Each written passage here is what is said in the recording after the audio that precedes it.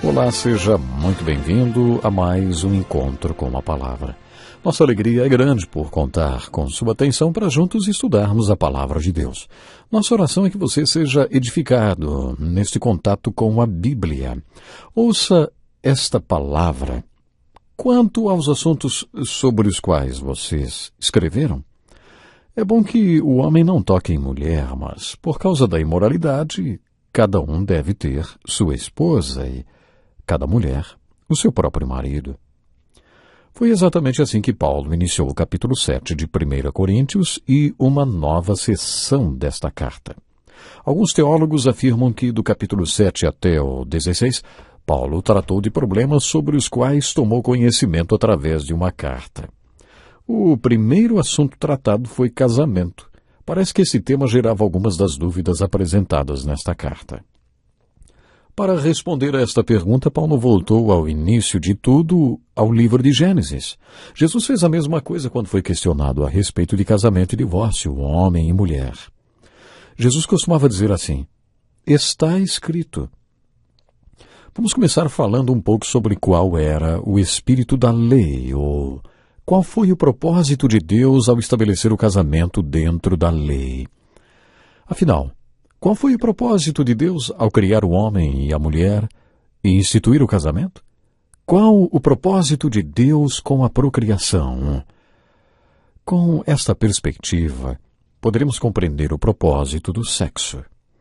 É fácil perdermos esta perspectiva quando tratamos da questão do pecado sexual. Tanta gente já perdeu essa perspectiva e só vê o sexo como forma de prazer. Elas acham que seus corpos foram feitos para proporcionar prazer. Elas acham que o prazer é o único propósito do sexo. Isto explica um pouco a questão do homossexualismo. As Escrituras afirmam que o homossexualismo é pecado, mas muitas pessoas afirmam que não há nada de errado com o homossexualismo. Para elas, ser homossexual ou não é apenas uma questão de preferência. Muitas vezes, se manifestamos nossa ideia contrária a este conceito, acabamos arrumando problemas e sendo considerados preconceituosos pelos simpatizantes do homossexualismo. Não me interpretem mal, não, por favor. Jesus morreu pelos homossexuais também. O que não quer dizer que Deus seja condescendente com o homossexualismo. Devemos amar e ter compaixão pelo homossexual, tanto quanto temos por qualquer outro pecador. Jamais poderemos concordar com o mundo se realmente cremos que a Bíblia é a palavra de Deus e que nela encontramos a lei de Deus. Não poderíamos concordar com aqueles que dizem que não há nada de errado com o homossexualismo. Não há menor possibilidade do propósito de Deus para o sexo ser cumprido numa relação entre duas pessoas do mesmo sexo. A única coisa que existe é mútua satisfação. Paulo deixou claro no capítulo 6 de 1 Coríntios que o nosso corpo não foi criado para a imoralidade e nem para o pecado sexual. Nosso corpo foi criado para Deus e o sexo foi criado por Deus para povoar a terra. E isso tem a ver com o casamento. Foi por isso que Deus nos fez criaturas sexuadas. Mas, além de sermos seres sexuais, fomos feitos para formarmos um com nosso cônjuge e também com Deus. Nosso corpo foi feito para ser templo de Deus e não apenas um instrumento de satisfação sexual. No final do capítulo 6, Paulo enfocou a questão do real propósito de Deus para o sexo. E no capítulo 7, seguindo sua lógica discursiva, Paulo escreveu um maravilhoso manual para o casamento. Os coríntios tinham muitas dúvidas a respeito do casamento. Acredito que houvesse entre eles muitos casamentos mistos e muitos outros totalmente fora dos padrões.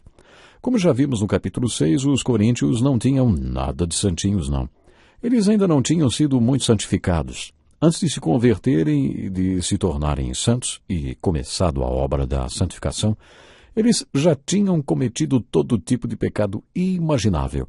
Por isso, não é de se espantar que eles tivessem tantas dúvidas sobre o casamento. E Paulo responde todas essas dúvidas no capítulo 7. O capítulo 7 é dividido em vários parágrafos e, para entendê-lo melhor, precisamos entender que cada um deles corresponde à resposta de Paulo a uma das perguntas que os coríntios fizeram na carta que escreveram para ele.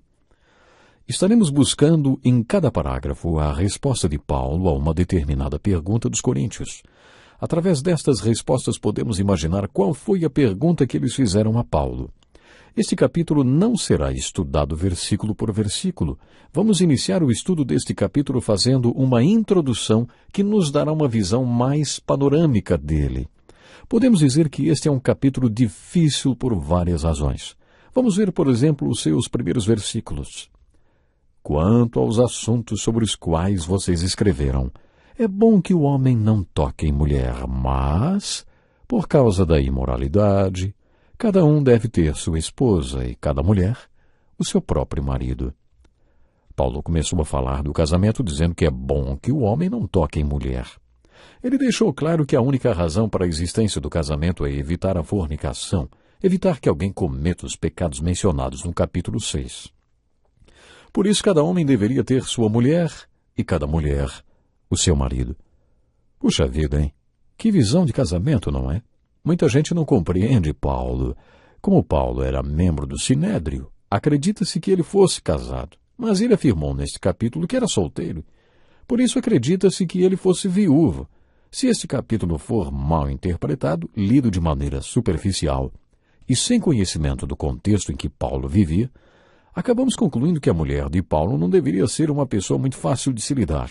A visão que Paulo tinha sobre a mulher e o casamento era terrível. Imagine, não tocar em mulher. Não tocar em mulher alguma e casar apenas para evitar o pecado da fornicação. A primeira perspectiva deste capítulo que eu gostaria que você tivesse está no versículo 26.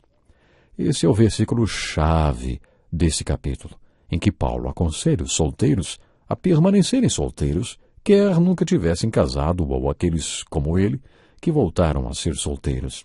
Prestem atenção na frase que vem antes do seu conselho. Por causa dos problemas atuais, penso que é melhor o homem permanecer como está. O que Paulo quis dizer por causa dos problemas atuais? O que será, hein? Quando essa carta foi escrita, era proibido ser seguidor de Cristo. Esta é uma das razões por que a igreja se reunia em casas, tanto na cidade de Corinto como em Éfeso. Paulo mencionou que os ensinava publicamente de casa em casa. Uma das razões por que durante os 3 primeiros séculos da igreja não havia templos é porque a igreja funcionava sempre em esconderijos. A igreja era secreta, uma organização secreta e ilegal. Naquele tempo era contra a lei ser cristão e participar de reuniões cristãs religiosas. Durante os 3 primeiros séculos da história da igreja, houve 10 períodos de perseguição. A história revela como este período de perseguição foi severo e trágico. Ao estudar o assunto do casamento e as respostas de Paulo aos coríntios, é importante que compreendamos a perspectiva que ele tinha sobre esse assunto. Tudo que Paulo disse neste capítulo sobre o casamento se tornou um manual matrimonial para os pastores que hoje trabalham com o aconselhamento de casais. Tudo que ele falou se aplica aos nossos problemas atuais. É com essa perspectiva que estudaremos este capítulo. Paulo afirmou que diante dos problemas que eles estavam enfrentando, era melhor que os que eram solteiros continuassem solteiros. Imagine um jovem solteiro aos seus 17 ou 18 anos, no pico da sexualidade, como dizem os especialistas, diante dos problemas atuais pelos quais o mundo está passando, decidir continuar solteiro. Para esse rapaz é melhor que não toque em mulher. Mas, se isso é impossível e para evitar fornicação, é melhor que se case.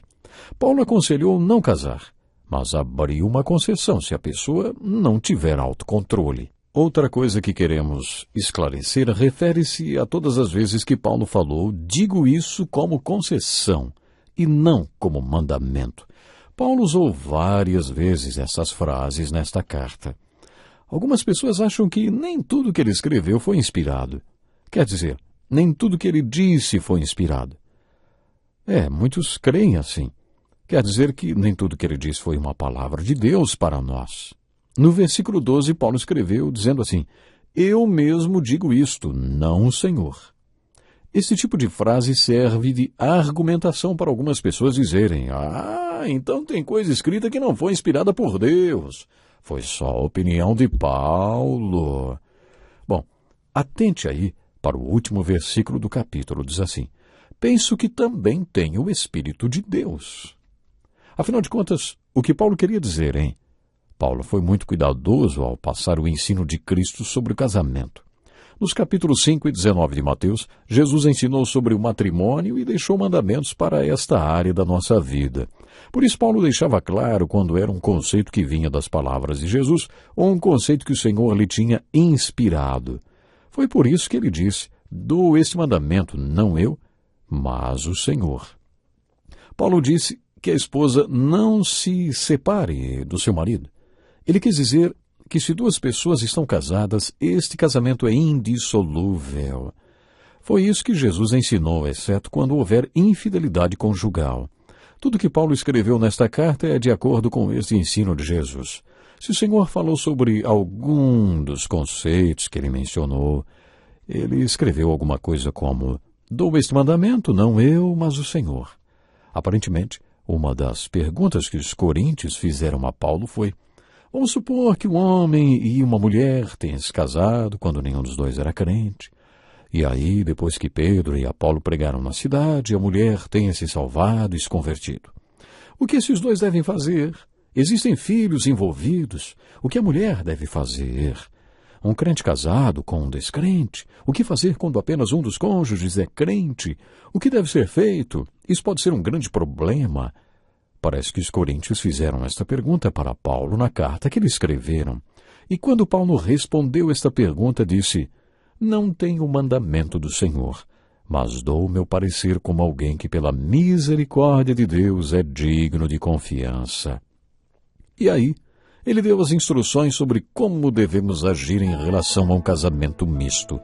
Lembre-se sempre do último versículo de Paulo neste capítulo: penso que também tenho o Espírito de Deus. Em outras palavras, era como se Paulo tivesse dito: o que estou dizendo é inspirado por Deus. Se eu estou dizendo que o Senhor ensinou, então estou apenas apontando o ensino dele.